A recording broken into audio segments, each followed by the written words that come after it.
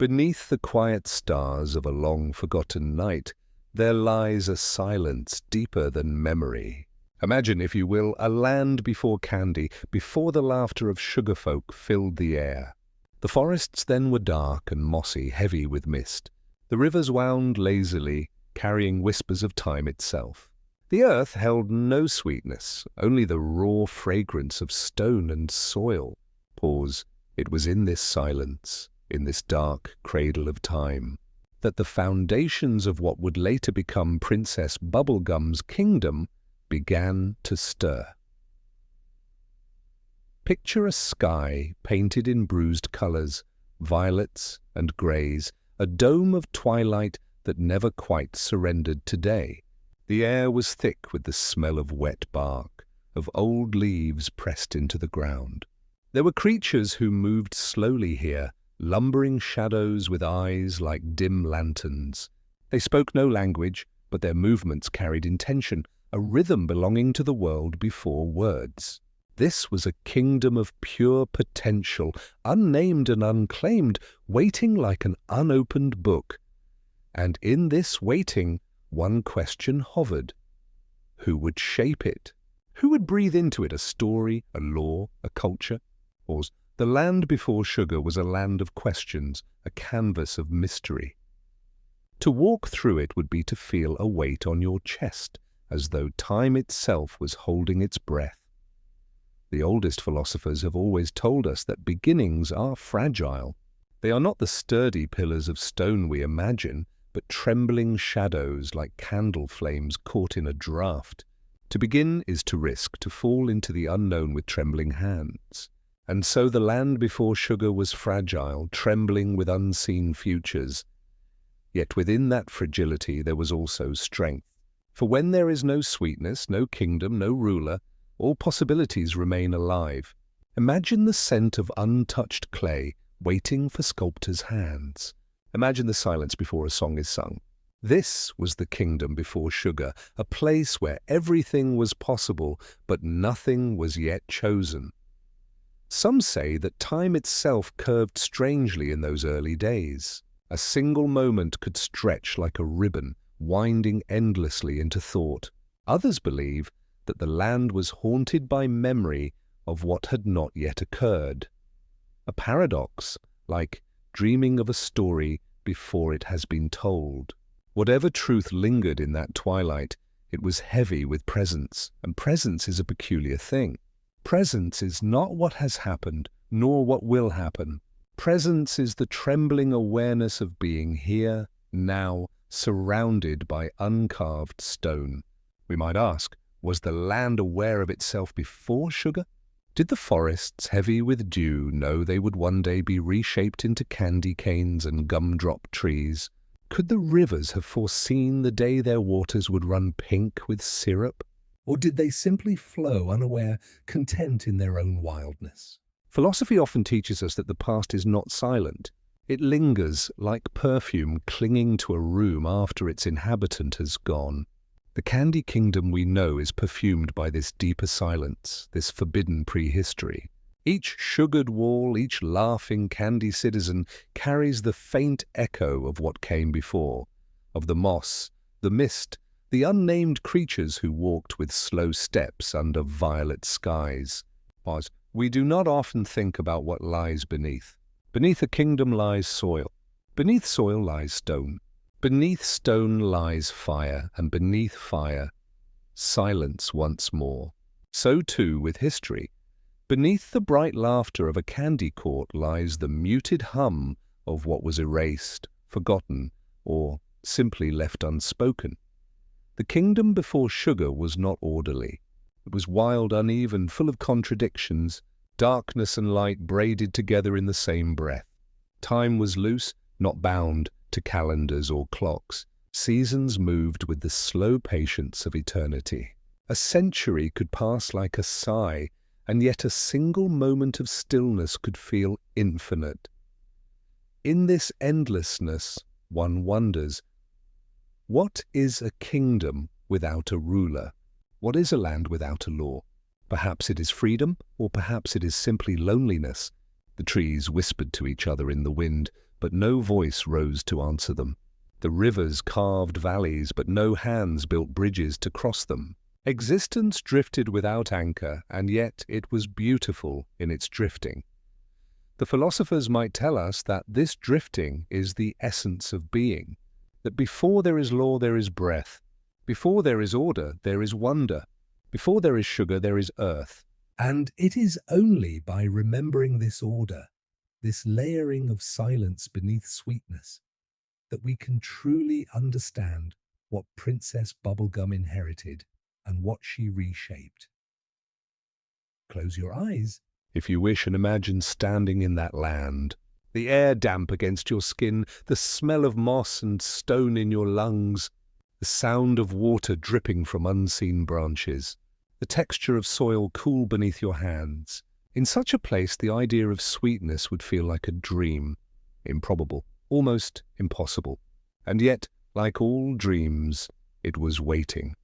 It is here, in this deep stillness, that the forbidden history begins. For history does not begin with names, nor crowns, nor thrones. History begins with silence, with waiting, with the endless, trembling possibility of what has not yet been chosen. And perhaps that is why the land before sugar still lingers in whispers, in rumors, in forgotten tales. To know the candy kingdom truly, we must first know the silence from which it was born. For silence is not nothingness. Silence is the soil in which sweetness takes root. Pause. As we drift forward into this story, keep in mind that beginnings are always fragile. And though sweetness may cover bitterness, and laughter may cover silence, nothing is ever fully erased. The kingdom before sugar remains like a shadow beneath the light. It is the unspoken chapter, the soil beneath the candy, the silence beneath the song. And to listen for it is to hear the heartbeat of history itself. Slow, steady, patient. So let us walk forward together, from the damp twilight of this forgotten land, toward the first stirrings of creation, toward the moment when sweetness would be born, toward the forbidden history behind Princess Bubblegum's kingdom, and yet, before sweetness comes form, before candy comes chemistry. The silence must learn to speak, and the soil must awaken to strange new possibilities. The next chapter awaits, the moment when alchemy first touched this land, and the seeds of sugar were sown. In the stillness that lingered before sweetness, the land was as untouched clay, waiting for an unseen sculptor. Yet clay by itself does not rise into form. It needs hands, it needs the warmth of intention. Pause. So too with this kingdom before sugar. It was not enough for soil to remain soil, nor for rivers to drift endlessly under violet skies. Something had to intervene. Something had to bend the silence, coax it into song, and awaken the first strange taste of creation. And so, the whispers tell us, alchemy arrived. Not the alchemy of gold or lead, not the desperate grasping of mortals for wealth, but another kind, subtler, stranger, more intimate. This was the alchemy of sweetness, a force not of conquest, but of transformation, a force that could take the raw clay of earth and fold into it a new possibility, a vibration almost musical in its nature. Sweetness is not merely a taste upon the tongue.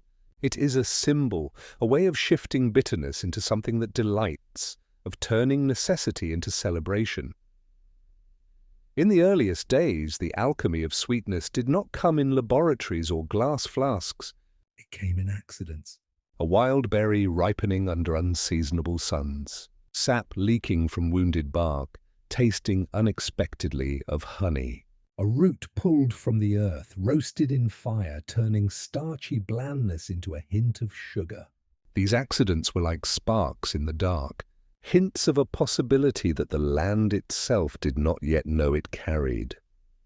The creatures of twilight, those slow, lantern-eyed beings who had walked the moss and mist, were the first to taste this strange alchemy, Imagine them, hulking shapes pausing under the trees, sniffing the air, their heavy jaws closing on berries lit like embers in the dusk. For a moment their movements shifted. Their dull eyes brightened, their steps grew lighter. Sweetness altered them, if only for a breath. It was as though the land itself had offered them a dream, and dreams, once tasted, are never forgotten. Philosophers will tell us that alchemy is not about changing matter, but about revealing the hidden spirit within matter. Lead does not become gold. Rather, gold is revealed as the secret yearning hidden inside lead. So too with sweetness. The land did not create sugar from nothing. It uncovered the hidden sweetness that had always been buried beneath soil and stone, waiting for the right hands, the right accidents, the right awakenings. Perhaps this is why sweetness carries such mystery. It is not a necessity of survival, not like salt or water. It is excess, abundance, something more than the body requires. And yet, the heart longs for it. Sweetness is desire clothed in taste. It is the yearning of the tongue for something beyond survival, beyond the bitter work of simply continuing. Sweetness is life saying, I do not only wish to exist, I wish to delight. Pause. When the alchemy of sweetness first stirred, the world changed its rhythm. Silence cracked open just a little. The rivers reflected more light. The winds carried a faint new perfume, as though blossoms had bloomed unseen. The creatures grew restless, wandering farther in search of those rare sparks of flavor. The land was no longer only a cradle of waiting. It had begun to hum softly, with the promise of something more. And here, in these first stirrings, we find a reflection for ourselves. How often do we walk through life in silence, in neutrality, in the grey repetition of days? And then, without warning, sweetness arrives. A moment of joy, a glimpse of beauty, a taste of something beyond necessity. It does not last forever, yet it changes everything.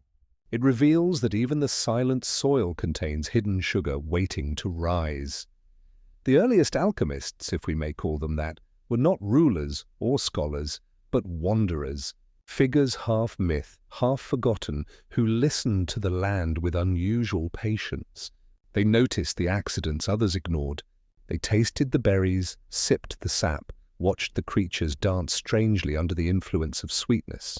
They began to wonder, could this force be coaxed? Could sweetness be cultivated, drawn forth deliberately rather than stumbled upon? And so began the first experiments, not in marble halls, but in damp caves lit by moss, in clearings where moonlight fell like silver milk. A wanderer would place berries near fire, waiting to see if heat drew out more sugar. Another would boil sap, reducing it into thicker forms. A third would crush roots and watch as fermentation teased out new flavors. These were not yet sciences, but prayers whispered in taste. The prayers worked. Slowly, the land revealed more of its hidden potential. Sweetness became not an accident, but a calling. It began to gather like drops of dew coalescing into streams. Those who discovered it changed, their voices softer, their thoughts lingering on delight. They began to weave stories around this force, tales that described sweetness as a gift from unseen guardians, or as a secret soul of the earth revealed to those who listened. And perhaps they were not wrong. For sweetness is not only chemistry, it is also symbol. To taste sweetness is to touch joy, and joy is always more than material. Joy is the spirit lifting beyond its burden. Joy is the silent soil remembering its hidden light. As sweetness spread, the land began to divide. Some creatures and wanderers turned toward it eagerly, seeking more. Others resisted, preferring the old silence, the old bitterness. They feared that sweetness was a seduction, a trick that would make the strong weak. And so in those earliest days, a quiet tension grew. Not yet war, but a difference of vision. Should the land remain as it was, a kingdom of silence and potential? Or should it embrace this new alchemy and let sweetness become its future? This tension echoes even now, in every kingdom that seeks to balance progress with memory. How much change is too much? how much sweetness overwhelms the natural soil. To embrace delight is tempting, but does it not also risk forgetting the silence that gave birth to it? These questions haunted the early land, and they continue to haunt us. Pause. Still, sweetness spread. Once a force awakens, it rarely slumbers again. The twilight creatures grew gentler, less burdened, as if some deep hunger had been soothed. Wanderers began to gather in circles, sharing what they learned. Small rituals were born, festivals around ripening berries, chants sung while sap boiled, dances beneath the moon to honor the spirits of sweetness. Out of ritual comes culture, and out of culture comes kingdom. Though no crown had yet been forged, no throne raised, the first invisible threads of society had begun to weave. And at their center lay not conquest nor fear, but sweetness. Fragile, shimmering, yet powerful enough to bend the destiny of an entire land. The alchemy of sweetness was, in truth, a turning point, a hinge in history. It was the moment the soil became more than soil, the silence more than silence. From here, the path toward the Candy Kingdom would unfold, step by delicate step. Yet, it is important to remember this was not the work of one ruler, nor even one age. It was the work of countless hands, countless accidents, countless whispers of chemistry blending with spirit. To this day, if you walk in the quiet forests outside the Candy Kingdom, you may find wild traces of that old alchemy, a berry too sweet for its own size, sap too fragrant for ordinary bark. These are the remnants of the first prayers, the first experiments, the first awakenings of sweetness in a land that had never known it. They are the soil's memory, whispering to those who care to taste. And so we arrive at the threshold of history proper. For once, sweetness could be coaxed, it could be cultivated. Once cultivated, it could be shared. And once shared, it demanded order, a way to preserve, to distribute, to protect. Sweetness could no longer remain a hidden spark. It was becoming fire. Pause. Thus we end this chapter in quiet reflection. The soil had spoken, the alchemy had stirred, and sweetness had revealed itself. Fragile, yes, but irreversible. What was once accident had become intention. What was once waiting had become becoming. And just as silence gave birth to sweetness, so too will sweetness give birth to power. The next chapter will tell of that power, how the cultivation of sweetness led to the first bonds, the first hierarchies, the first shimmering outlines of a kingdom that would one day belong to Princess Bubblegum. The twilight forests were no longer silent. Sweetness had entered, subtle but undeniable, and the land itself seemed to stir differently beneath the stars. Pause. No longer was survival the only rhythm. No longer were moss, water, and stone sufficient companions.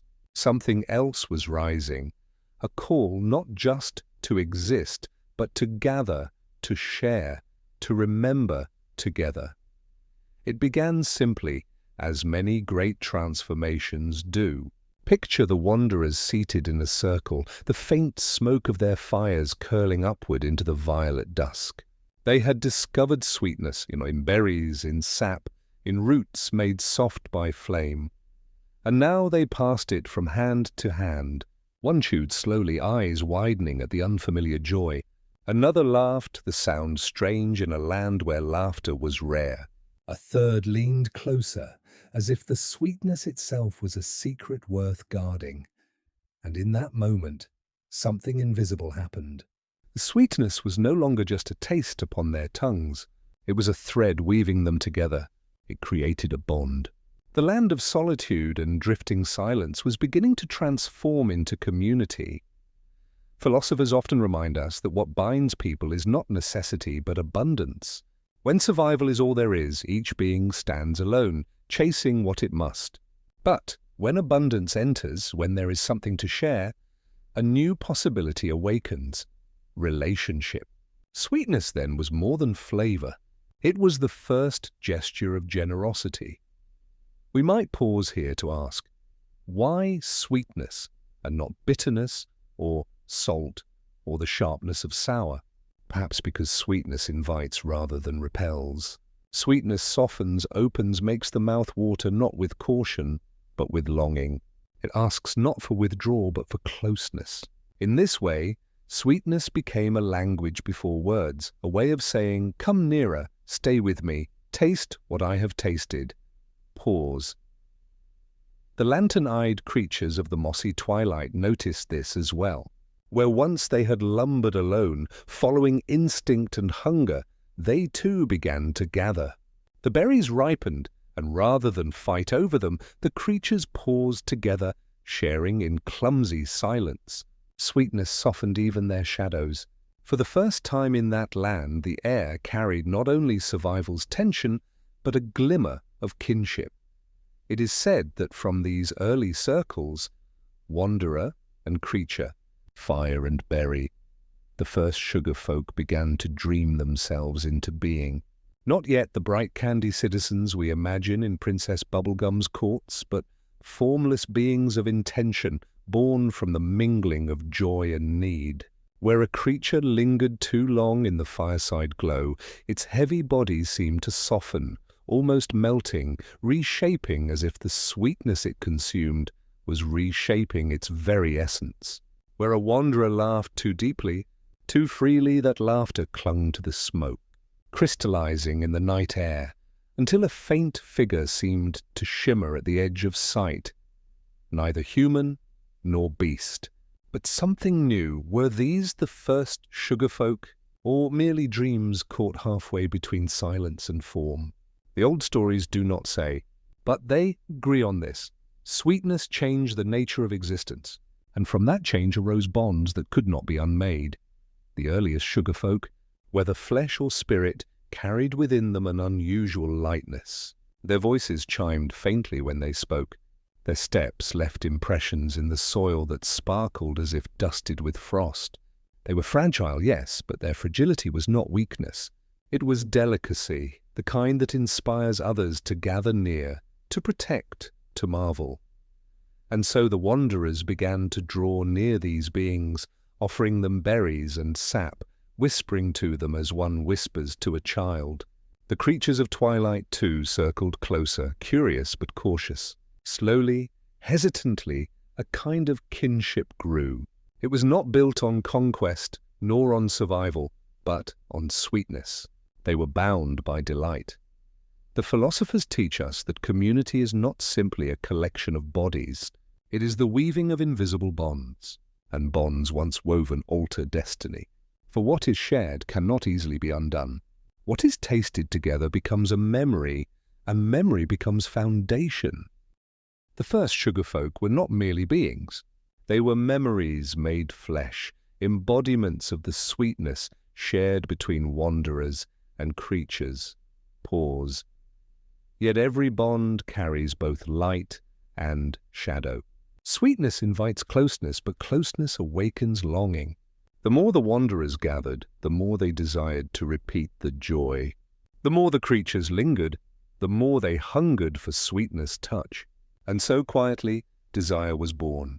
Desire not merely to taste, but to keep, to hold sweetness, to preserve it, to claim it as one's own. This is the paradox of abundance. It creates generosity, but also attachment. And so, even as the first sugar folk shimmered into being, subtle fissures began to appear. Who would decide where the berries grew? Who would collect the sap, and who would share it? What if one wished to keep more than another? The bonds that had been woven of joy now stretched thin with tension. Some of the wanderers grew wary, fearing that sweetness might corrupt, that it might lure them into greed. Others became bold, dreaming of entire fields of sweetness under their keeping. The creatures, too, divided, some growing gentler, others more restless, as if sweetness had sharpened their hunger rather than satisfied it. And the sugar folk themselves? They remained delicate, half-formed, uncertain. Their voices rang like bells, but bells can toll both harmony and alarm. Still, despite the shadows, The bonds deepened. Fireside circles became gatherings, gatherings became rituals, rituals became traditions. Sweetness was not an accident anymore. It was a custom, a way of life. The sugar folk, fragile as they were, began to serve as symbols of these gatherings.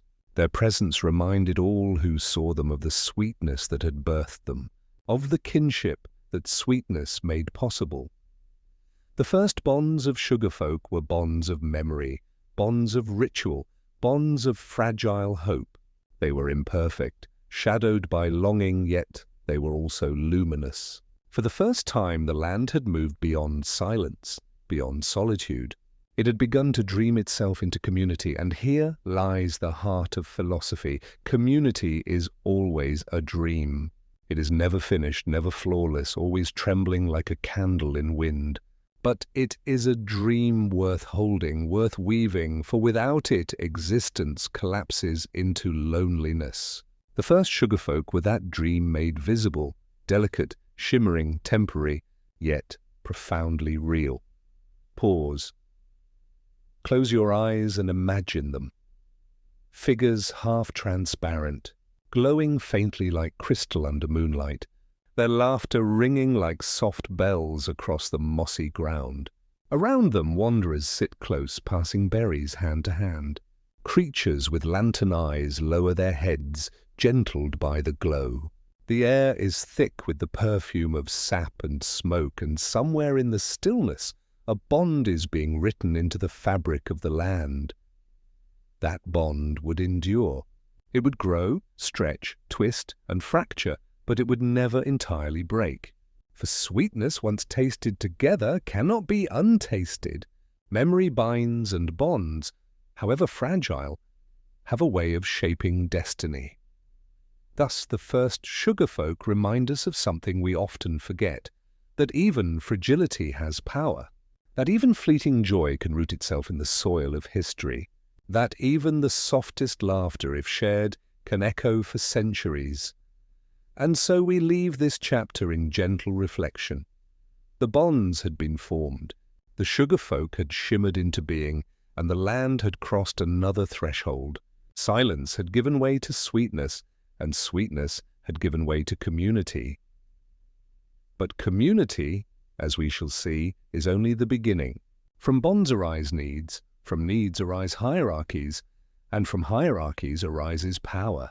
The sugar folk, delicate as they were, would soon find themselves at the center of something larger, something heavier, something dangerous. For the sweetness that bound them would also be sought, preserved, and eventually controlled. Pause. And so, in the next chapter, we will enter the dawn of governance, when sweetness was no longer merely shared, but organized. When bonds hardened into laws, and the dream of community began to crystallize into the outlines of a kingdom. The air had shifted. The fireside laughter that once rang gently across the mossy twilight now carried a new weight. Sweetness had gathered the wanderers, the creatures, and the fragile sugar folk into circles of kinship. Yet closeness always brings with it the need for structure. Bonds, after all, are not enough. They bind, but they also strain. They unite, but they also divide.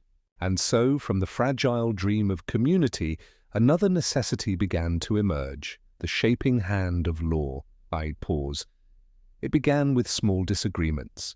A wanderer reached too quickly for berries that another had collected. A twilight creature refused to share its portion of sap. A sugar-folk child, delicate as glass, cried softly when deprived of the sweetness that gave it life. At first, these tensions were soothed by generosity. One gave up their share to restore peace, or another walked farther into the forest to seek new sweetness. But as gatherings grew larger and as sweetness became more precious, generosity alone was not enough. For what happens when abundance turns to scarcity? What happens when joy becomes desire, and desire becomes demand? The wanderers felt this most keenly. They had discovered sweetness together, but discovery is not possession. Who then could claim ownership? Was it the first to find a grove of berries, the one who boiled the sap with patience, or the sugar folk themselves, who seemed to embody the very essence of sweetness? These questions hummed in the background of each gathering like a dissonant note beneath a song. Philosophers have long observed that order arises not from strength, but from disagreement. If all were content, there would be no need for law. It is when contentment fractures that the first fragile laws are born. And so it was in the twilight kingdom before sugar's full flowering. The people, wanderers, creatures, and sugar folk alike, began to whisper about fairness. Fairness was the seed of law. One evening, beneath a canopy of stars, the wanderers gathered in a great circle. At the center lay baskets of berries and jars of sap, their fragrance sweet enough to perfume the night air. A silence stretched between them, not the silence of the old land before sweetness, but a silence heavy with choice. One wanderer rose, speaking slowly, as if afraid of the weight of their own voice. We cannot keep taking without speaking. We cannot keep sharing without knowing. Let us decide together. And with those words, something shifted. Pause. The first laws were not written on parchment, nor carved into stone. They were spoken, breathed into the night air, fragile as cobwebs. A law to divide sweetness equally among those present. A law to save some for the fragile sugar folk whose forms would dim without it. A law to give thanks to the land, offering back a portion of berries or sap in gratitude. These were not yet commands, but agreements. Bonds of intention woven atop bonds of sweetness. Yet even fragile laws carry power. The wanderers noticed that the air itself seemed lighter when they agreed. The twilight creatures lowered their great heads in what looked like acknowledgement. The sugarfolk, delicate voices chiming like bells, began to echo the laws back, their words carrying a resonance that made the laws feel older than they were. Philosophers would later say that law is a bridge between desire and restraint. Without law, desire consumes. With law, desire is shaped, given direction, allowed to bloom without burning the world. So too with sweetness. It could have become greed. It could have become chaos. Instead, with law's birth, sweetness became culture. But law is not only about fairness. It is also about power. Who speaks the law? Who ensures its keeping? In the beginning, the wanderers made decisions together, voices woven in chorus. But harmony is difficult, and disagreements do not always resolve cleanly. One voice grew louder, another quieter. Some began to listen more often to certain figures, those whose words rang clear, whose sense of fairness felt steady. Without intending it, leaders began to rise. Leadership is the shadow twin of law. Where there is law, there is the need to guide it, to embody it, to remind others of its shape.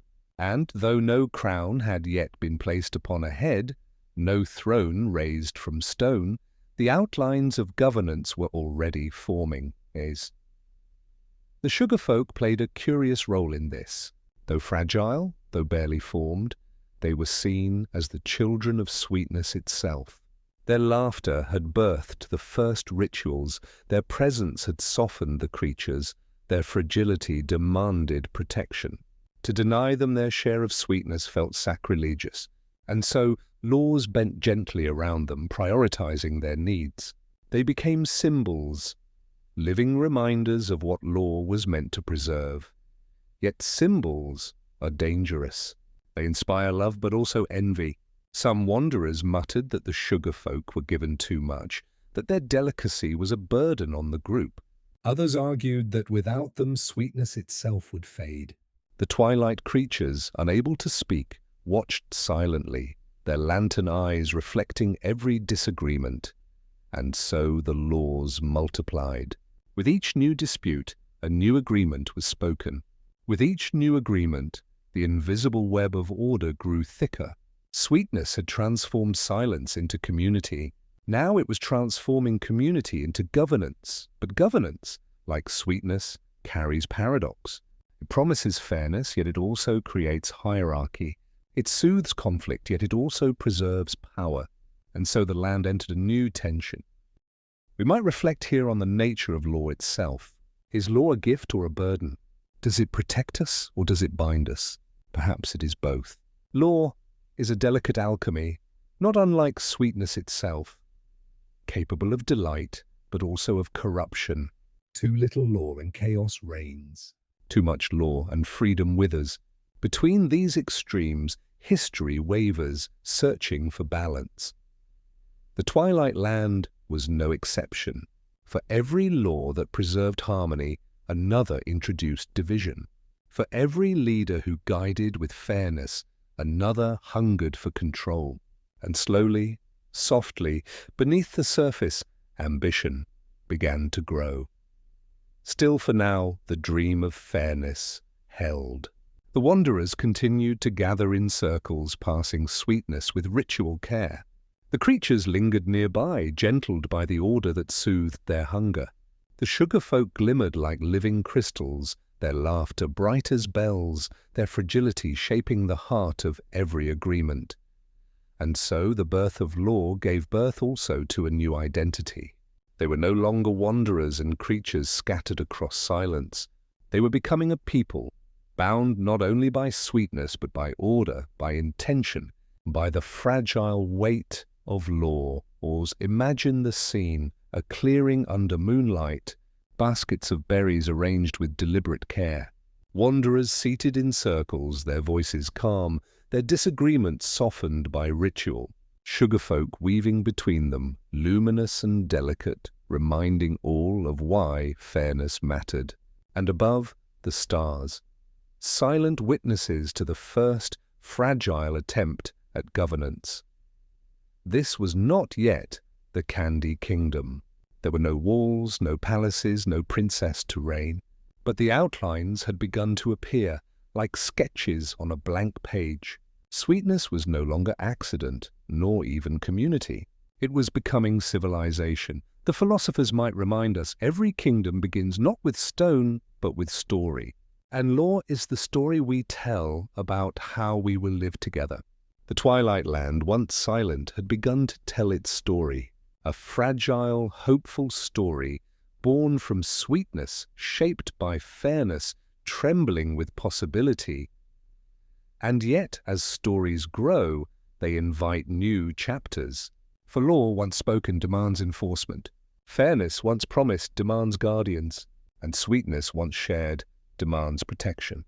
The bonds of law would soon give rise to the first guardians, the first defenders, the first structures of power, built to preserve what had been born. Pause.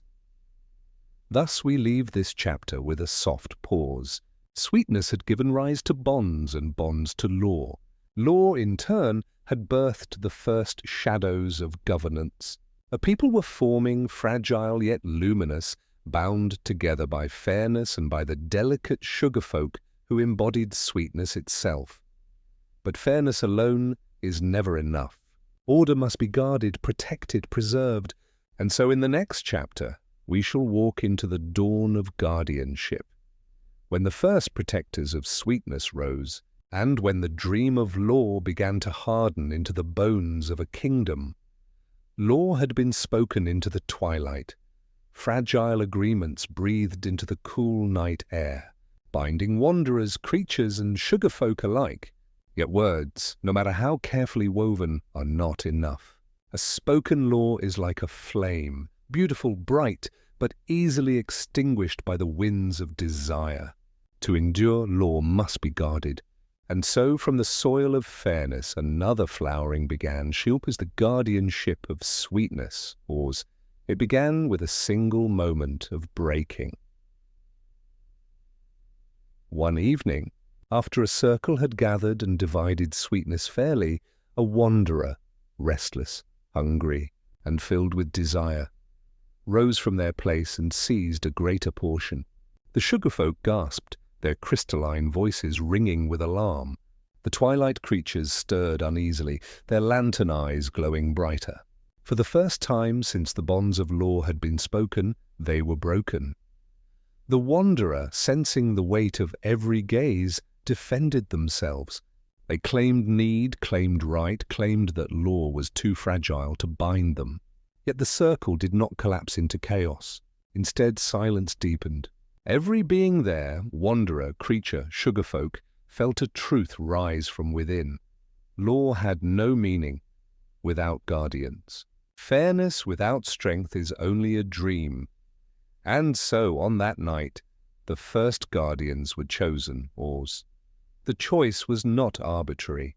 Among the wanderers there were those whose spirits were steady, who spoke seldom but with clarity, who placed fairness above hunger.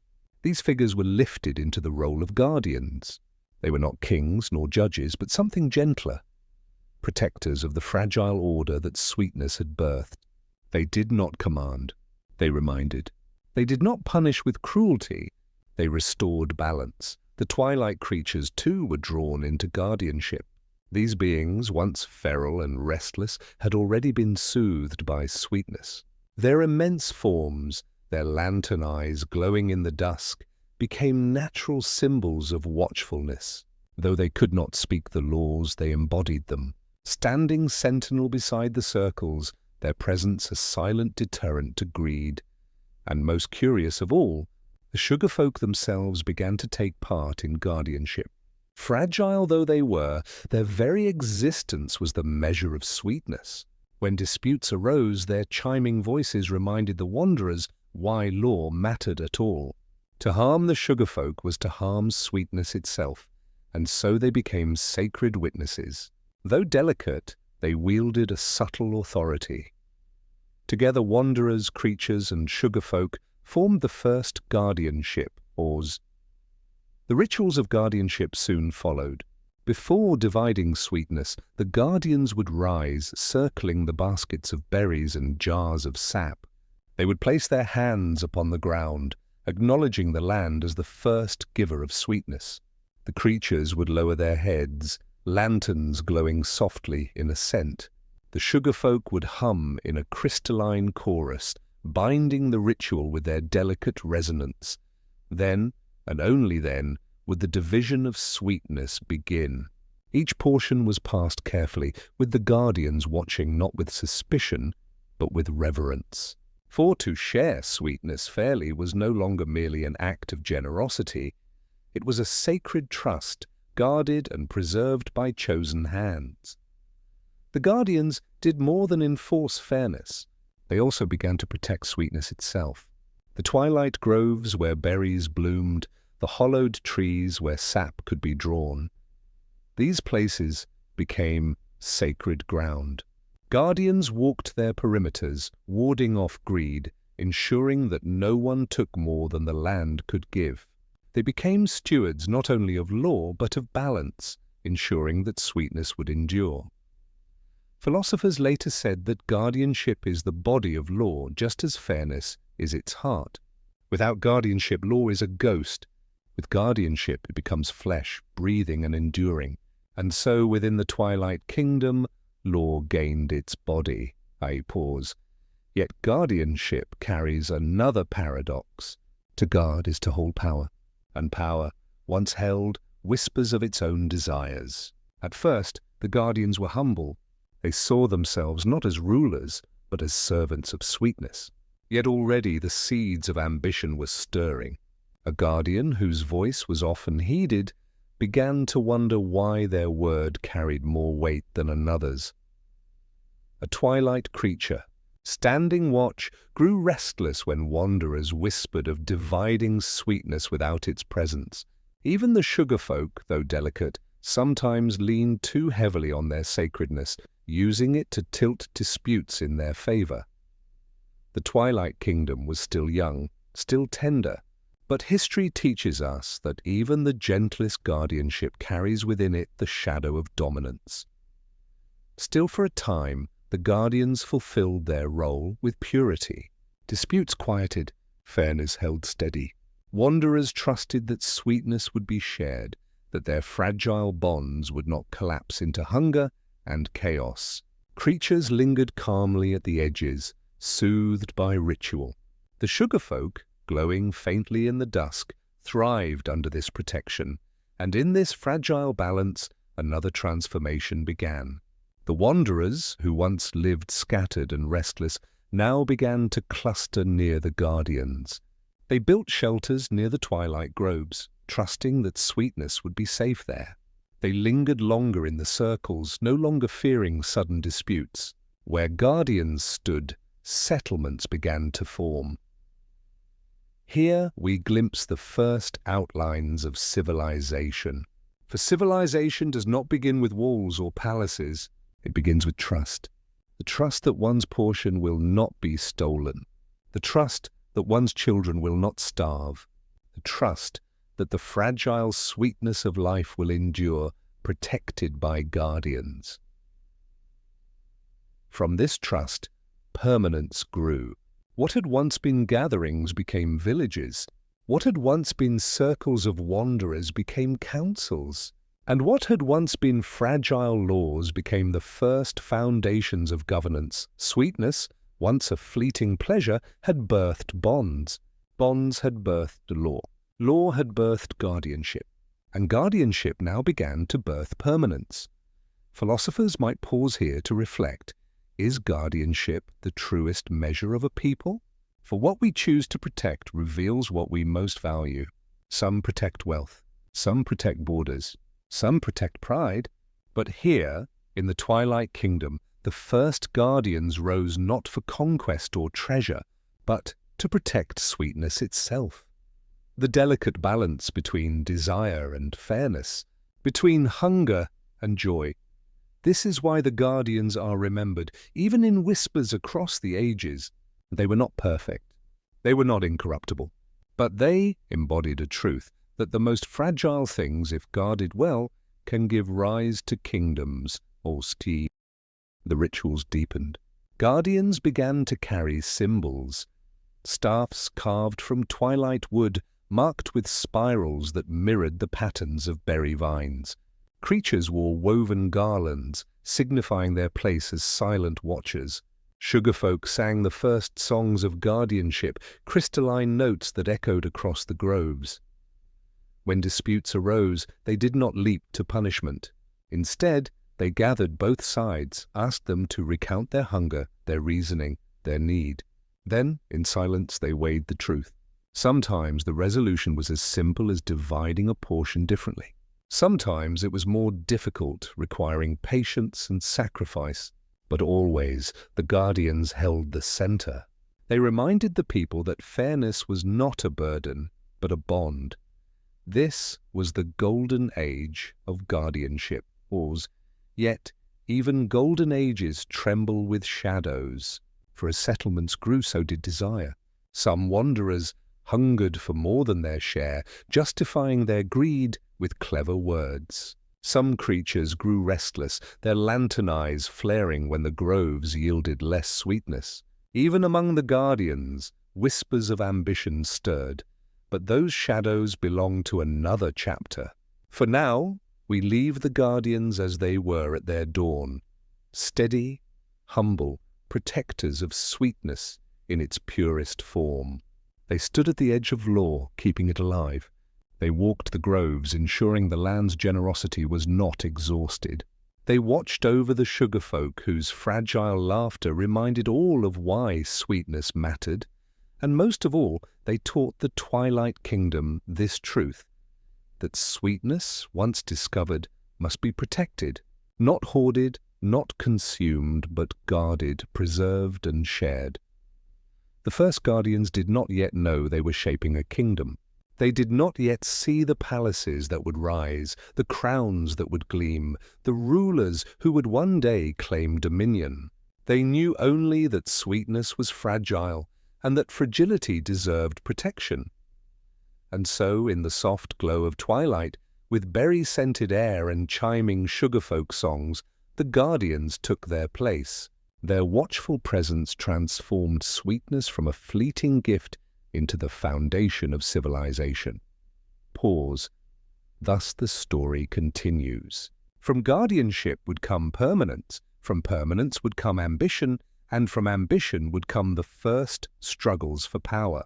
But for now, we let the image linger, a circle of wanderers guarded by steady figures, creatures glowing softly at the edges, sugarfolk singing like crystal bells, and sweetness fragrant and abundant cradled in the heart of law.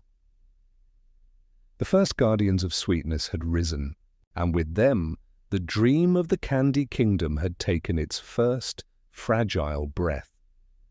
The twilight groves, once hushed sanctuaries of sweetness, began to stir with murmurs.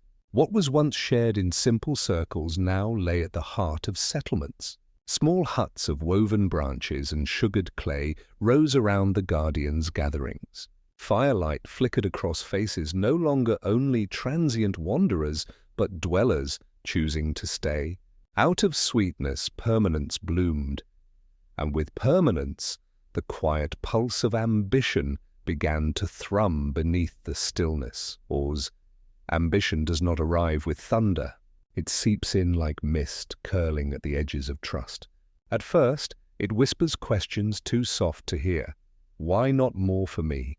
Why not power in my hand when my hand already steadies others? These whispers, faint at the beginning, soon became a subtle chorus in the kingdom's heart. The guardians, once chosen for their humility, found themselves the focus of constant attention. Every dispute awaited their judgment. Every division of sweetness turned upon their word. Their staffs, once symbols of service, began to carry another weight, the aura of authority. An authority, however unintended, ripens into temptation. It began innocently. A guardian, weary from long watching, accepted an extra portion of sweetness offered by grateful wanderers. Another was given shelter at the center of a village, built sturdier and warmer than the homes of others. These were not demands, but gifts, tokens of gratitude for their labor. Yet gratitude, repeated often enough, becomes expectation. And expectation, like vines, entwines itself around power. Philosophers later mused that ambition is not born from greed alone, but from recognition. To be recognized, to be seen as necessary, to be praised as protector. This is the soil where ambition grows. For what heart can resist the quiet intoxication of being more than equal?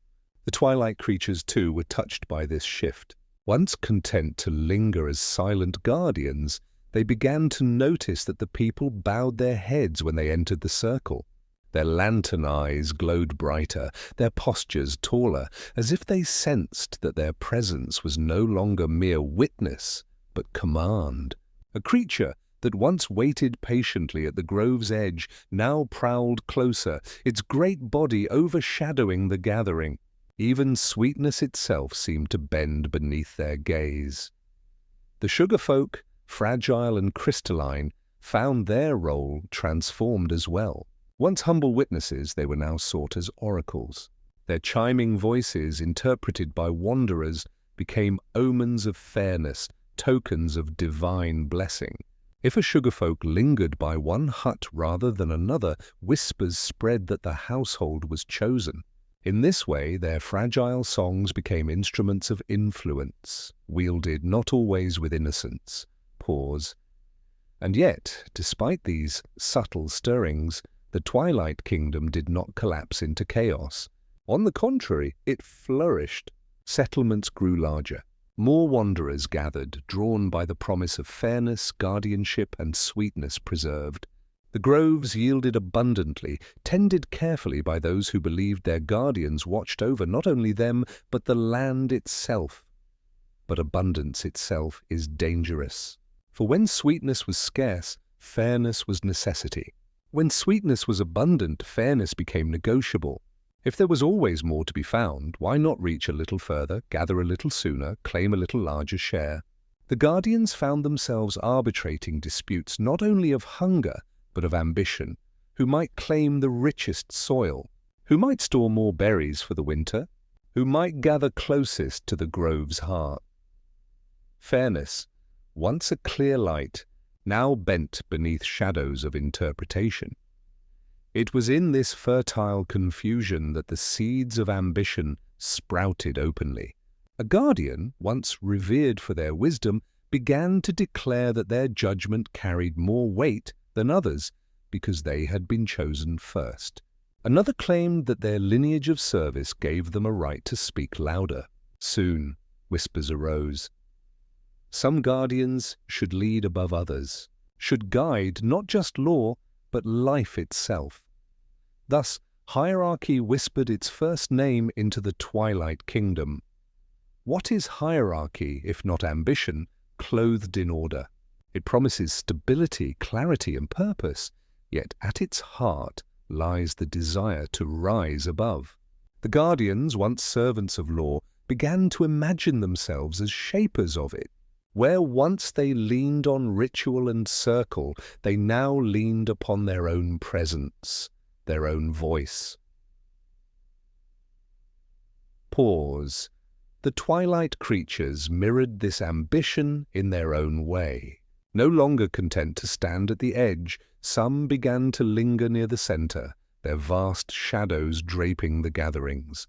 Their glowing lantern eyes became symbols of approval or disapproval.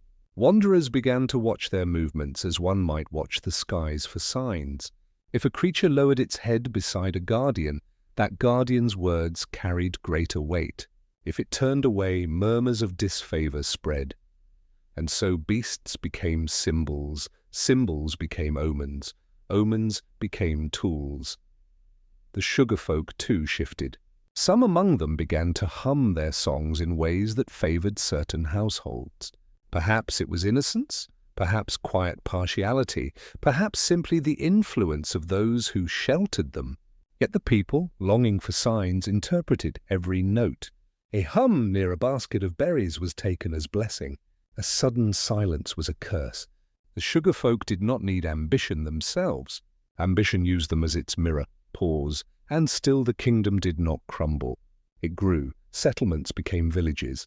Villages began to stitch themselves into proto-cities. Where once there had been only huts, now pathways formed marked by lanterns and stones. Where once sweetness was carried by hand, now baskets were stored in communal halls. Out of guardianship and ambition, the Candy Kingdom's shadow stretched further into the twilight. Yet within this growth lay a paradox. Ambition brings movement, progress, and the fire of creation. Without it, perhaps the people would have remained forever in small circles, content with berries and songs. And yet ambition, unchecked, carries within it the seed of ruin. To climb higher is to cast deeper shadows. It was during this time that stories arose of the first quarrels among the guardians themselves. Two guardians, once bound by mutual respect, argued openly over who should decide how the sweetness was stored. Their staffs, once symbols of harmony, clashed against one another, sparking fear in the gathered circle. The twilight creatures growled, unsettled. The sugar folk fell silent. Though the quarrel was stilled before violence spread, its echo lingered. For if even the guardians could quarrel, what hope had the people to remain united? Yet the people did not abandon them. Instead, they turned their gaze even more toward the guardians, hoping that their disputes would resolve, that their ambition would yield order, not chaos. Ambition thrives when it is nourished by trust, even misplaced trust. Philosophers of later ages often paused here, tracing parallels to the rise of every kingdom that followed. They asked, is ambition a disease, or is it the very breath of civilization? Can sweetness endure without those who hunger for more? Or does ambition, like a creeping vine, inevitably strangle the very tree it climbs? The Twilight Kingdom, of course, could not answer such questions then. It was still young, still tender, still trembling at the edges of what it was becoming. But already the seeds had been sown. Guardians no longer only guarded, they ruled in quiet ways. Creatures no longer only witnessed, they influenced. Sugar folk no longer only sang, they swayed. And the people, who once gathered in simple circles, now found themselves subjects of something larger than themselves. Pause. Ambition also shaped the land. Groves once open to all became more guarded. Certain plots of soil, once communal, became claimed by households under a guardian's protection. Sweetness, once flowing freely, began to move through channels of hierarchy. To some, this seemed progress.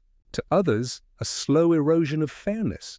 Both were true. It is here that we see the paradox of sweetness itself. Sweetness, in its first form, was abundance without possession. A berry tasted in the grove belonged to none and to all. But when sweetness was preserved, stored, and guarded, it became wealth. And wealth, unlike sweetness, cannot be shared without struggle. The Twilight Kingdom had crossed a threshold it could never return from. Pause. Yet let us not judge them harshly, for within ambition lay the seeds of wonders yet to come. Palaces spun of candy, rivers sweetened by artifice, a kingdom unlike any other. Without ambition, perhaps Princess Bubblegum herself would never have risen, her vision never realized. The very story we now wander through owes itself to those first seeds, but in the gentle glow of history's lantern, we may also see what they could not. The guardians were no longer simply protectors. They were becoming rulers. The twilight creatures were no longer merely beasts of witness. They were becoming symbols of power. And the sugar folk, delicate and crystalline, were no longer innocent singers. They were becoming voices of legitimacy. Ambition had arrived, quiet, steady, inevitable. And the kingdom, still young, began to bend beneath its weight. Pause. So let us leave this chapter with a lingering image. A guardian, staff in hand, gazing not only at the circle of wanderers, but beyond them, toward the horizon, where unseen palaces one day might gleam. A twilight creature stands behind them, lantern eyes glowing, casting long shadows across the ground. A sugar folk hums at their side, its crystalline voice caught between innocence and omen. And the people, gathered in reverence, watch with a mixture of trust and unease. The seeds of ambition have been planted. Soon they will bloom. The Twilight Kingdom had outgrown its circles. Where once sweetness was passed hand to hand beneath open skies, now it filled great halls of woven wood and sugared clay. Settlements had fused into proto-cities, and the murmur of voices in the dusk had become a constant hum of living, breathing community. And at the center of this swelling life, ambition pressed outward, longing for permanence, longing for grandeur. And so the first palaces were imagined. Pause. They did not appear overnight. At first, they were but larger halls, built sturdier than others, adorned with extra garlands of blossom, or painted with berry stains to mark importance. Guardians, once humble, found themselves seated at the heart of these halls, while the people gathered outside, looking inward toward their authority. A hall is not yet a palace, but it is the seed of one. The people began to ask, if guardians are the keepers of sweetness, should they not dwell in houses as enduring as their role? If law is the heart of our life, should it not have walls as strong as stone? Questions such as these, repeated in whispers, began to shape vision into form. Soon the idea of building not just shelter, but monument, took root. The first palaces of sugar were born not of vanity alone, but of longing. Longing for the fragile sweetness of life to be embodied in structures that could not wither, could not be scattered by wind or oars. The land itself seemed to conspire with this desire. Among the twilight groves, there were places where sugar pooled naturally, crystallizing in great translucent veins beneath the soil. Wanderers who dug for roots would strike shining walls of hardened sweetness, glittering like frozen dawn. These veins became treasure, both for nourishment and for building. The guardians, seeing these crystalline gifts, decreed that such sugar would no longer be gathered only for eating. It would become stone. It would become warm. It would become the body of their law, risen into visible form. Thus began the first great construction. Pause. At dawn, workers gathered, their hands sticky with syrup as they shaped blocks of crystallized sugar, stacking them carefully into patterns of spiral and arch. Twilight creatures stood guard at the perimeter, their lantern eyes watching as if blessing the work. Sugarfolk sang as the walls rose, their crystalline hum seeming to fuse the blocks together, making them strong. The air was heavy with scent, honey thick, sharp with berry syrup, tinged with smoke from fires that melted sugar into mortar.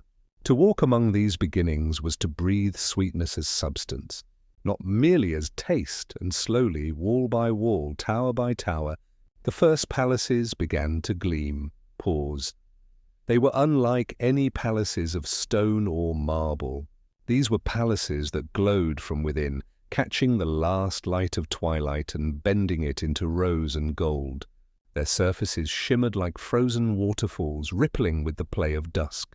Inside, light refracted endlessly, scattering across the walls in gentle rainbows. To step within was to feel one had entered a dream woven of light, color, and the scent of sweetness itself. The people marveled. Never before had they seen such permanence. The berry groves bloomed and withered, but these walls endured. Fires flickered and died, but these towers captured the glow of twilight and held it. The fragile sweetness of life, once fleeting, had now been crystallized into eternity. Or so it seemed. Pause. Philosophers of later ages warned that the palaces were both miracle and illusion. Sweetness by nature is fleeting, a berry that bursts upon the tongue, a fragrance that fades with the wind. To forge sweetness into stone was to defy its essence, to make permanence of what was meant to be momentary, and such defiance always carries a cost. At first, the people did not see this. They saw only beauty, only grandeur. They saw their guardians enthroned within shimmering halls, seated on chairs of crystallized sugar that caught and bent light like gems. They saw councils held not beneath trees, but beneath vaulted ceilings where voices echoed like chimes. They saw feasts where sweetness was not only eaten, but displayed as art, as sculpture, as symbol. The palaces became the heart of their lives, the proof that their kingdom was more than gathering, more than wandering. The palaces were permanence, and permanence is power. Pause.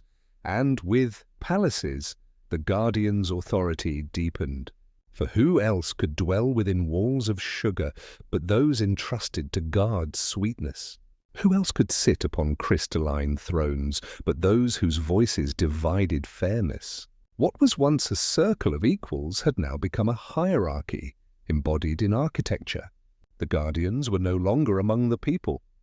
They were above them, enclosed in shining halls. Ambition, once a whisper, now gleamed openly in refracted light. Pause. Yet even within this splendor, shadows stirred. Sweetness, when crystallized, revealed fragility. Walls of sugar, though beautiful, could melt in rain, could crack under heat, could shatter if struck. The people soon learned that their palaces demanded constant tending, fires to harden walls, coverings to shield from storms, guardianship not only of law, but of structure itself. Permanence, it seemed, was not as eternal as they hoped, and so another paradox emerged. Palaces gave the illusion of eternity, yet required constant care to endure. Was permanence, then, ever truly possible? Or was it only an endless labor, a dream maintained by vigilance?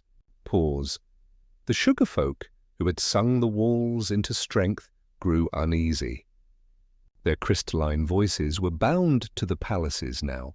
Their songs, once free, were demanded as necessity. If they refused to sing, walls weakened. If they sang too long, their own forms dimmed, their fragile light fading. In this way, the sugar folk became unwilling captives of their own creation, chained not by force, but by the weight of expectation. The twilight creatures too felt the change. Once wandering freely at the kingdom's edges, they now patrolled the palaces, their lantern eyes glaring at any who approached unbidden.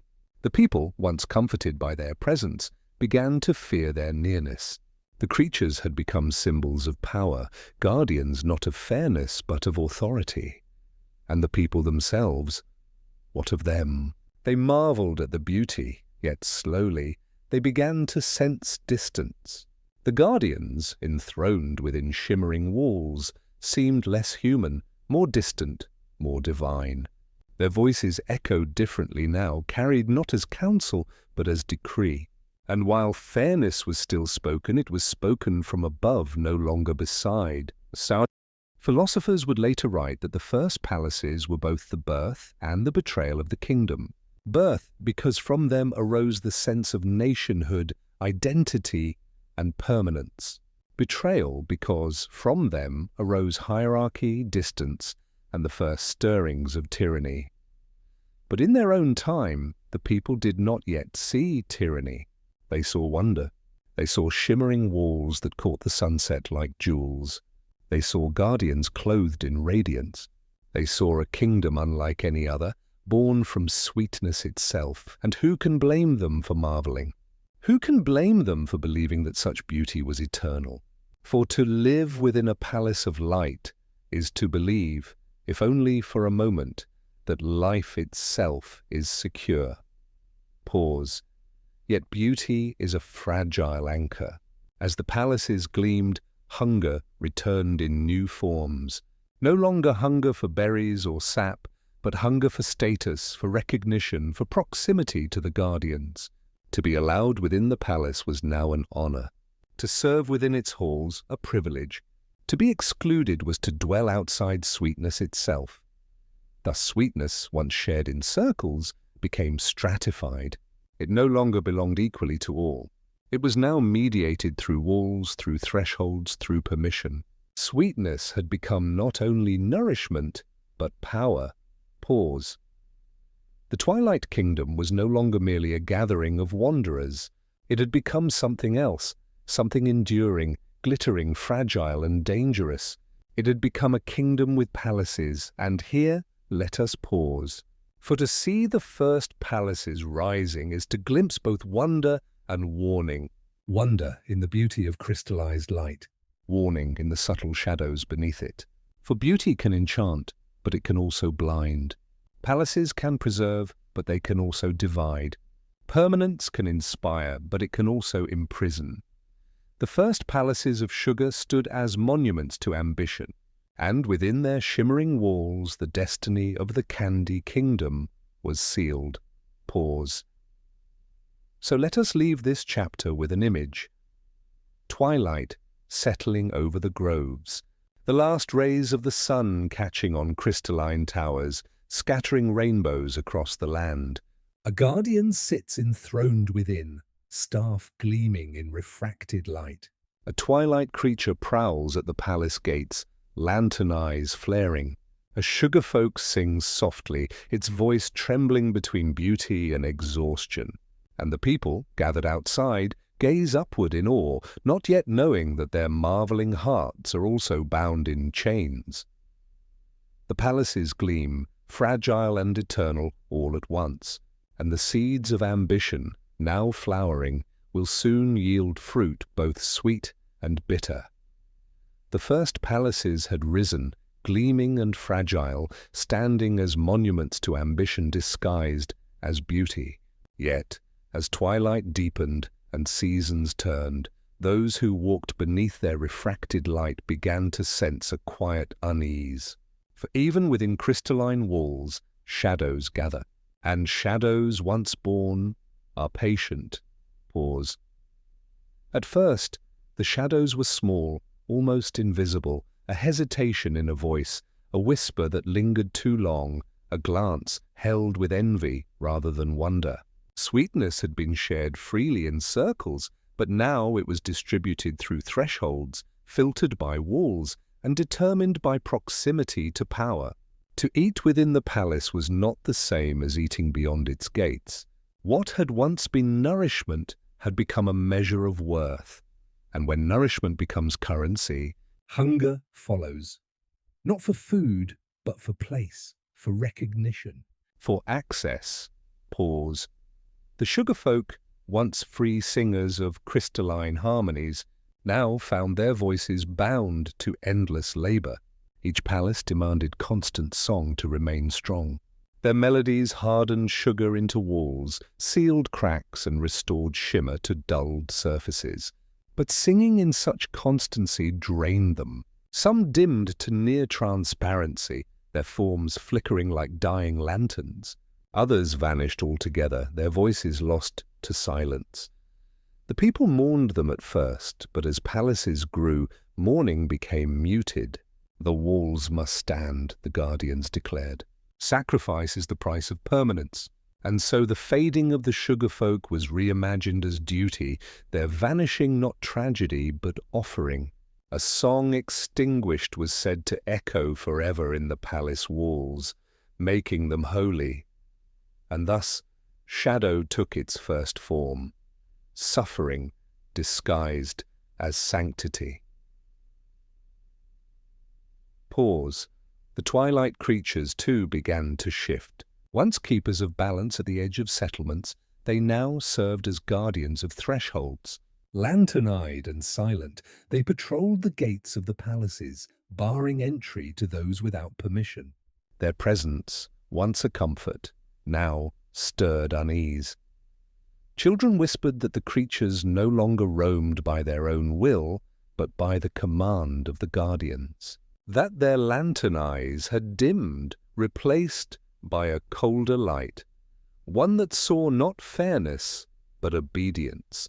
The creatures who had once embodied mystery had become enforcers, symbols of exclusion, and so shadow took its second form. Guardianship transformed into control. Pause. But the deepest shadows dwelt not outside, but within. The crystalline palaces, beautiful by day, became haunted by night. Their walls, though luminous, distorted sound in strange ways. Whispers stretched and echoed, overlapping with echoes of older words. A single step could ripple into a chorus of ghostly footsteps. Some claimed that the sugar folk who had vanished into song still lingered in the resonance of the halls, their voices half alive, half entombed. Others spoke of figures glimpsed at the edges of vision, shapes caught within the refracted rainbows, moving where no one walked. They called these visions the resonance, spirits of sweetness turned sour, bound forever in the palaces they helped to build. And so shadow took its third form. Memory distorted into haunting pause. Not all guardians were blind to this unease. Some walked the halls at night, troubled by what they saw and heard. They asked themselves whether the palaces, for all their beauty, were worth the cost. They wondered if sweetness could ever be forced into permanence without curdling. But ambition is a slow intoxication. To sit upon a crystalline throne, to feel the gaze of the people lifted in awe, was a sweetness too potent to release. Guardians who questioned too deeply found themselves silenced, their voices echoing in empty chambers until no one listened. Some left the palaces entirely, vanishing into twilight, becoming wanderers once more. Their names were struck from record, their absence rewritten as betrayal. And so shadow took its fourth form, truth suppressed by the hunger for power. Pause. The people, meanwhile, adapted.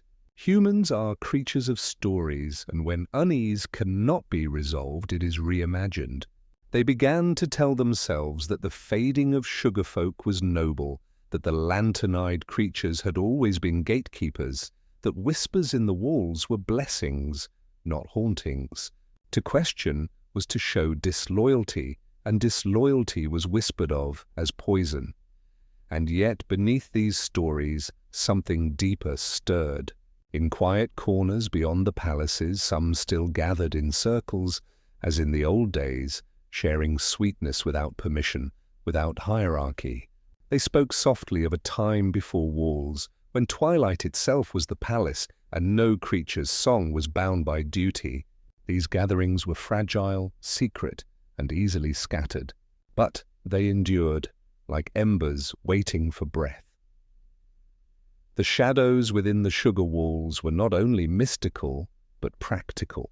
Palaces demanded vast resources, blocks of crystallized sugar from the veins beneath the soil, firewood for melting, labor for shaping. As more palaces rose, groves were stripped, mines dug deeper, fires burned longer. The land itself began to weary. Some groves withered, unable to recover from endless harvest.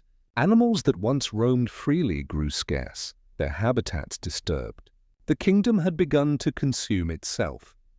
But consumption, when disguised as glory, often goes unnoticed, until hunger arrives. And hunger, when it comes, does not bow to walls. Pause. Philosophers of later ages would call this era the first corruption.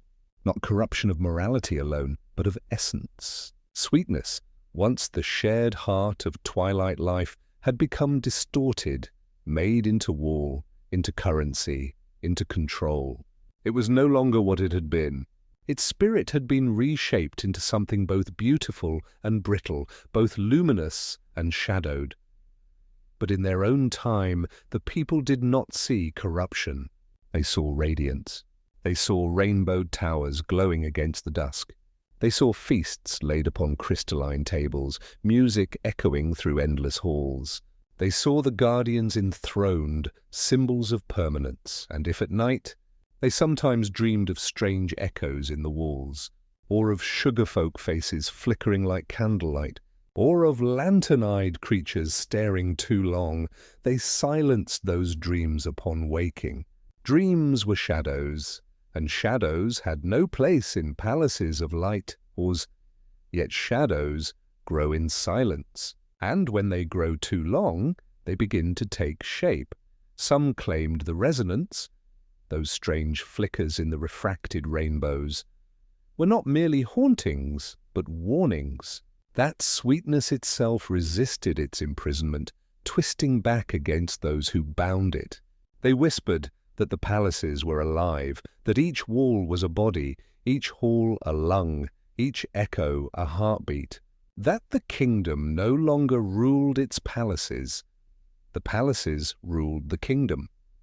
Others believed the shadows were not resistances, but reflections, manifestations of the people's own hunger and fear, crystallized into form by the walls themselves. If sweetness could be made permanent, then so too could longing, envy, and sorrow. The palaces were mirrors, they said, and what they reflected was the hidden truth of their makers. Both interpretations held weight, and perhaps both were true, but either way, the shadows in the sugar walls were real. They lurked in the quiet between songs, in the shimmer between lights, in the spaces where sweetness bent into distortion. They whispered to the ambitious, promising more power. They sang to the weary, offering release. They echoed to the forgotten, reminding them of what had been lost. And in time, those whispers would no longer remain whispers. Pause. Yet for now, the kingdom continued, glittering and fragile. Children still played in courtyards, chasing refracted rainbows across crystalline floors. Musicians still plucked melodies that bounced like droplets against sugarstone. Feasts were still held, laughter still echoed, stories still spread. But beneath every laugh a question lingered. Beneath every song a silence grew. Beneath every shimmering wall a shadow stretched. The Twilight Kingdom had built its palaces of sugar, but now the sugar had begun to sour. Pause. So let us leave this chapter with an image. Twilight falling upon a great palace, its towers glowing like frozen fire. Lantern-eyed creatures patrol the gates, their silence heavy as stone. Inside, sugarfolk sing until their forms flicker with exhaustion. Guardians sit upon crystalline thrones, their eyes gleaming with ambition. And somewhere in the refracted rainbow light, a flicker moves, neither shadow nor light, but something in between.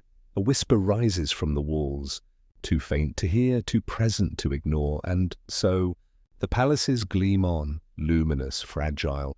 Haunted, the Twilight Kingdom believes itself eternal. But eternity, like sweetness, is never without shadow. The palaces still glittered. Their towers pierced the twilight, glimmering like frost that never melted. Yet beneath their brilliance, in the quiet spaces beyond the gates, something fragile had begun to stir. It was not thunder, not fire, not the clamor of armies. It was softer than that, almost invisible. A rebellion born not of noise but of silence, Oz. It began with gatherings, small circles beneath withering groves or beside the hushed flow of rivers. Here the old ways were remembered. Voices joined not in endless labor, but in gentle song. Sweetness was not hoarded, not measured by walls or thrones, but shared in bowls passed hand to hand. A spoonful for one was a spoonful for all. The laughter was quieter than the feasts of the palaces, but it carried a warmth that the crystalline halls had long since lost. Those who came to these circles were weary. Sugarfolk whose voices had nearly dimmed, wanderers who had left the palaces in search of something forgotten, children too young to yet be burdened by palace rules. Together they wove a different kind of power, not grandeur, not permanence, but presence, Oz. The Guardians called such gatherings heresy. They whispered that sharing sweetness outside the walls was a theft from the kingdom itself.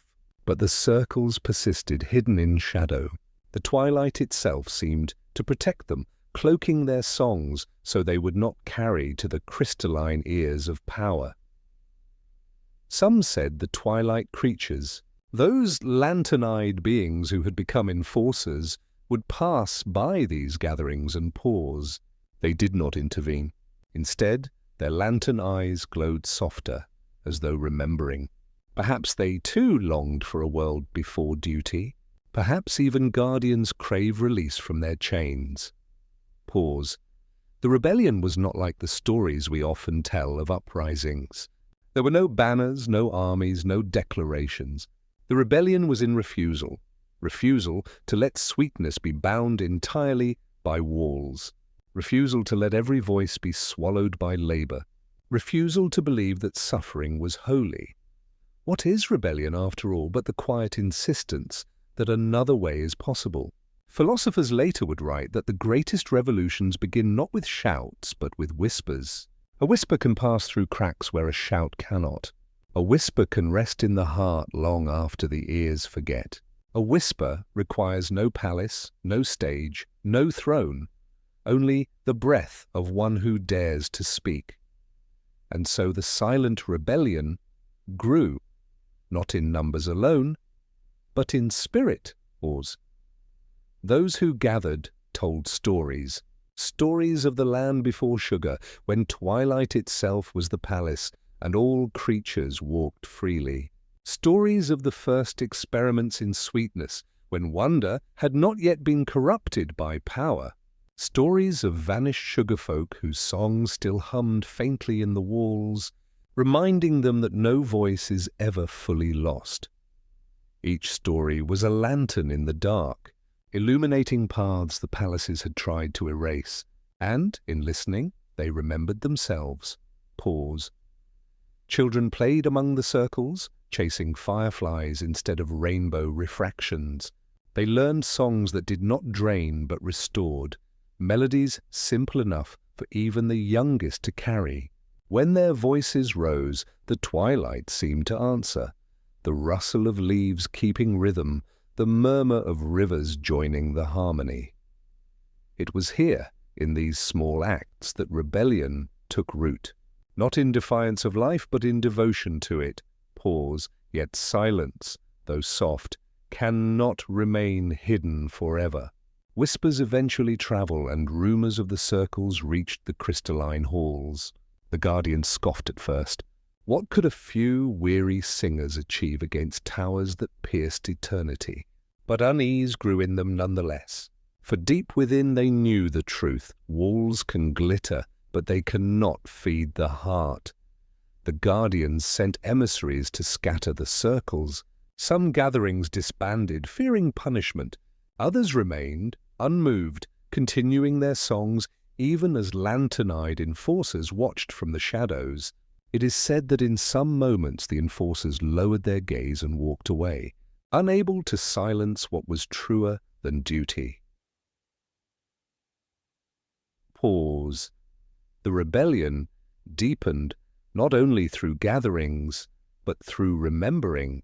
Some began to carve hidden markings upon stones near rivers, symbols of spirals and circles, reminders of community. Others pressed fragments of sweetness into the soil, letting them dissolve into earth instead of into walls.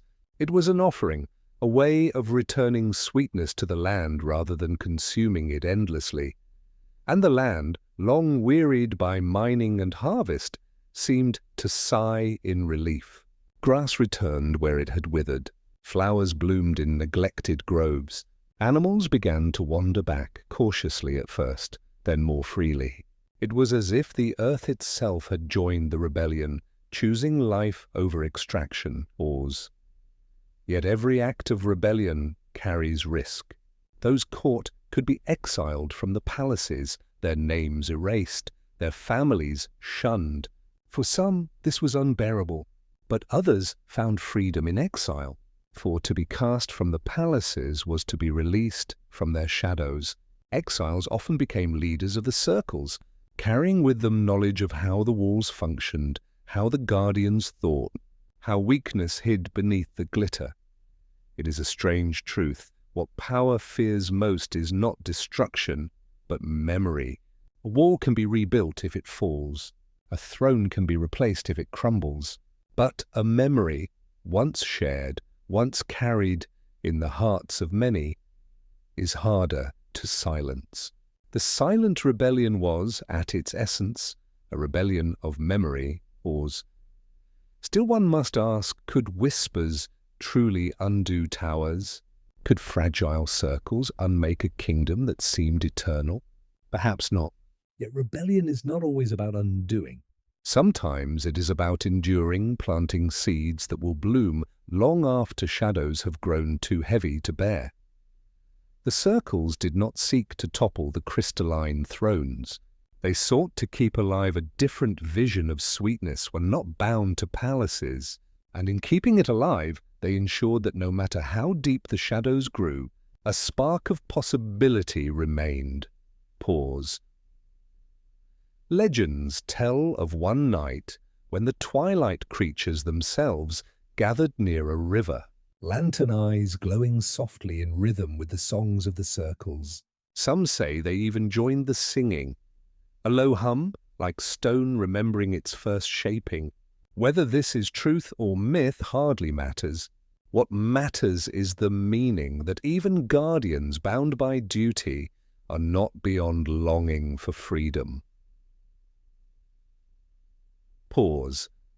The rebellion remained silent, but silence is not weakness. Silence is depth, like the stillness of oceans, like the pause between heartbeats. Silence can outlast noise, can hold what noise cannot. And so in the quiet persistence of these circles, something unshakable was born, the knowledge that sweetness did not belong to walls alone. The crystalline kingdom glittered on, towers rising, feasts resounding, shadows stretching. But outside its gates, in the hidden groves, and along the murmuring rivers, another kingdom pulsed.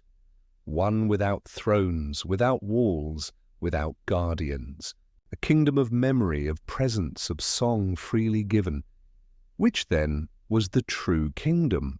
The one that glittered, or the one that endured? Pause. The answer, perhaps, lies in what remains when the towers crumble. For no wall lasts forever. No throne outlives time. But stories, whispers, circles of song, these can ripple through centuries, soft and unbroken. The silent rebellion was never about victory. It was about survival. About keeping alive the essence of sweetness when power sought to distort it. about remembering what the palaces had tried to erase, about planting seeds in twilight soil that would bloom long after crystalline towers dissolved into dust. And so, when we look back upon this time, we must not see only palaces or thrones or shadows in the walls. We must also see the circles gathered in secret, the children chasing fireflies, the twilight creatures humming softly, the sweetness dissolving into earth. For in those fragile acts, history found its counterbalance, and even the most forbidden kingdom could not silence them completely, ours. So let us leave this chapter with a vision, a grove at twilight, leaves whispering above, a river murmuring nearby. A circle of figures sit together, sharing sweetness from a single bowl. Their laughter is quiet, their songs simple. A lantern-eyed creature watches from the shadows, its glow steady, almost tender. And above them the stars bear witness, silent, patient, eternal. This is rebellion, not the breaking of walls, but the remembering of life beyond them. Not the overthrow of thrones, but the endurance of truth. Not noise, but silence. The silent rebellion endures. Pause. And yet, as whispers deepen, as memories spread, as sweetness returns to soil, something begins to shift. Not within the circles, but within the palaces themselves. The shadows in the sugar walls grow restless, the resonance stir. And soon the kingdom will face the truth it has tried to silence. Twilight lay heavy over the land, a velvet curtain drawn low across the sky. The crystalline palaces still gleamed, their towers reaching like frozen flames, but the shimmer had grown brittle.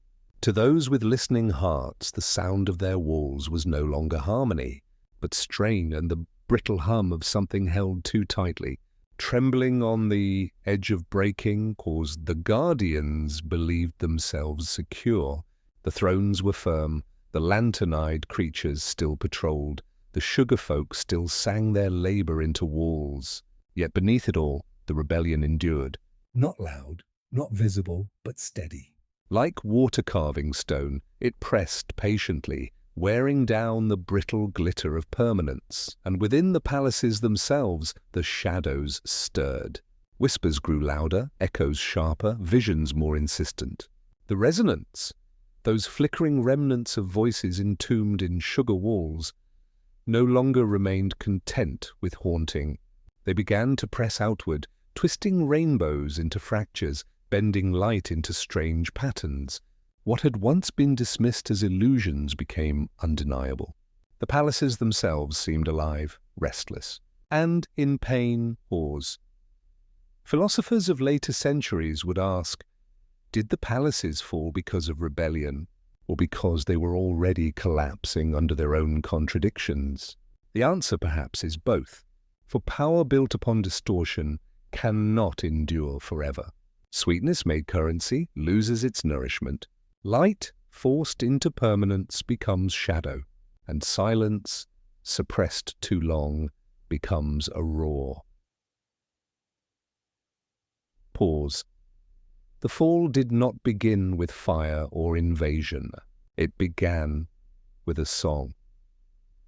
One evening, as twilight deepened into violet dusk, a circle of sugar folk gathered within the palace itself. Exhausted from endless labor, their forms nearly transparent, they chose not to sing for the walls but for themselves. Their song was simple, soft, carrying the memory of rivers and groves, of earth and twilight. At first, the palace seemed to ignore them, but slowly something shifted. The crystalline walls quivered, refracting the song into strange harmonies. Echoes rippled outward, multiplying until the entire hall resonated with a melody not meant for it. The resonance stirred, their whispers swelling into chorus. The palace shuddered, and then, for the first time, a fracture appeared. A single line of darkness running through a tower of light. The guardians rushed to silence the singers, but the echo had already escaped. It carried beyond the hall, beyond the palace, out into the twilight kingdom. Circles far away felt it as a tremor in the air, a strange warmth in their bones. They knew then the walls could be broken. Words spread quietly but quickly, and the rebellion's whispers grew into songs, not shouted, never shouted, but sung in groves, in riversides, even in alleyways within the shadow of the towers. Each song added weight to the fractures, each memory pressed deeper into the walls. The palaces began to fail. At first, subtle, a shimmer fading, a resonance faltering, a rainbow dimming. But soon, entire chambers cracked. Light bled strangely from ceilings, refracted into wild shapes. Guardians found themselves wandering halls that looped back upon themselves, trapped in illusions of their own making. The resonance emerged fully, figures of distorted sweetness moving between walls. They did not attack, but their presence was unbearable, reminders of voices sacrificed, of lives consumed for permanence. The guardians could not look upon them without trembling. Pause. And so the palaces began to empty. First the servants, then the weary singers, then even the guardians. Some fled to the circles, seeking refuge. Others disappeared into twilight, never to be seen again. A few clung desperately to their thrones, insisting the walls still held, even as cracks spread beneath their feet. But sugar cannot endure forever. Rain dissolves it, time softens it, longing weakens it, and so too with these crystalline towers. One by one they fell, not in fiery collapse, but in slow surrender. Walls sagged, towers melted, shards dissolved into soil. What had been permanence returned to fragility, and what had been monument became memory. Pause. The land, long burdened, exhaled. Rivers cleared of strange refractions, flowing once more with pure twilight water. Groves bloomed, their sweetness unmeasured. Animals returned, filling the silence with soft footsteps. And the people, freed from walls, gathered once more in circles. Not in secret this time, but in openness. The silent rebellion had become the quiet inheritance. Pause. Still, loss lingered. Not all voices returned. Many sugar folk had vanished beyond recall, their songs forever bound in echoes that faded with the palaces. The twilight creatures, too, wandered as if uncertain, lantern eyes dimmed by memory of their long servitude. And the people carried scars, distrust of grandeur, fear of permanence, sorrow for those consumed by ambition. Yet scars are not only wounds, they are also reminders. To carry a scar is to carry memory etched into flesh, and memory, though heavy, is also a form of wisdom. Pause. The fall of the crystal palaces was not an end, but a transformation. Sweetness was returned to soil, to air, to song. No longer a currency, it became nourishment once more. No longer bound by thrones, it became shared in bowls passed hand to hand. What, then, was the true forbidden history? Not merely the rise of the palaces nor their fall, but the lesson they carried, that sweetness cannot be forced into permanence, that light without shadow loses meaning. That silence cannot be silenced forever. Pause. The philosophers wrote afterward that every kingdom must fall, but not every fall is destruction. Some falls are release, like a fruit dropping when it is ripe, or a leaf surrendering to autumn wind. The crystal palaces fell, but what remained was richer, truer, softer. Perhaps this is the deepest truth, that no matter how high the towers, no matter how glittering the walls, life endures in circles, in whispers, in twilight gatherings. That is the form which survives when monuments crumble. So let us imagine the land now, after the fall. The twilight sky still spreads its violet canopy, but beneath it are no longer towers of frozen fire. Instead, there are groves, rivers, and circles of people. Sweetness is not hoarded but tasted, not worshipped but shared. Songs rise not in endless labor but in joy. The twilight creatures wander freely once more, lantern eyes glowing softly, guardians of mystery rather than of gates. And in the silence where palaces once stood, flowers bloom, wild and gentle wars. The forbidden history behind Princess Bubblegum's kingdom is this, that sweetness was not born in palaces nor sustained by thrones. It was born in twilight, fragile and shared. And though ambition once sought to bind it in crystalline permanence, sweetness outlived ambition as rivers outlive stone. What remains is not the glory of towers, but the quiet resilience of circles, not the permanence of walls, but the endurance of song, not the power of thrones, but the memory of freedom. So let us leave this story gently, not with a collapse, but with an image. Twilight deepening, a river murmuring, a circle gathered around a shared bowl of sweetness. Their laughter is soft, their song unforced, their presence enough. Above them the stars gleam as they always have, silent witnesses to rise and fall alike. The crystal palaces are gone. The kingdom endures, and somewhere in the silence, if you listen closely, you can hear the echo of voices long vanished, not trapped, not haunting, but finally free.